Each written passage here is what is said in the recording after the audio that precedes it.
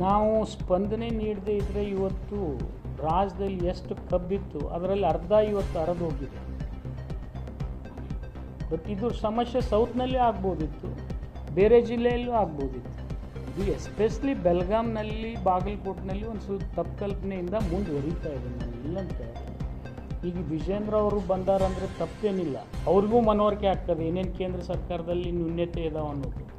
ಅವರು ನಾವು ಕೂಡ ಕೇಂದ್ರ ಸರ್ಕಾರಕ್ಕೆ ರಿಕ್ವೆಸ್ಟ್ ಮಾಡಿಕೊಂಡು ಇನ್ನೂ ರೈತರಿಗೆ ಹೆಚ್ಚಿಗೆ ಸಹಾಯ ಮಾಡ್ತಕ್ಕಂಥ ಪ್ರಯತ್ನ ಮಾಡೋಣ. ಈ ವಿಜಯಪುರದಲ್ಲಿ ಏನು ನಡೆದಿಲ್ಲ. ವಿಜಯಪುರದಲ್ಲಿ ಈಗ ನಂದಿ ಕಾರ್ಖಾನೆ ನಿನ್ನೆನೇ ಶುರು ಆಗಿದೆ, ರೈತರು ಕೊಡ್ತಾ ಇದ್ದಾರೆ.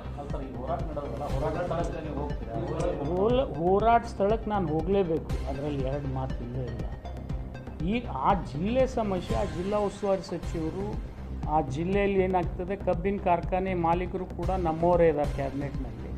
ಅವರವ್ರು ಬಗೆಹರಿಸ್ಕೊಂಡ್ರೆ ಸ್ವಲ್ಪ ನಿಧಾನವಾಗಿ ಎಲ್ಲ ತಿಳಿಯಾಗುತ್ತೆ ವಾತಾವರಣ.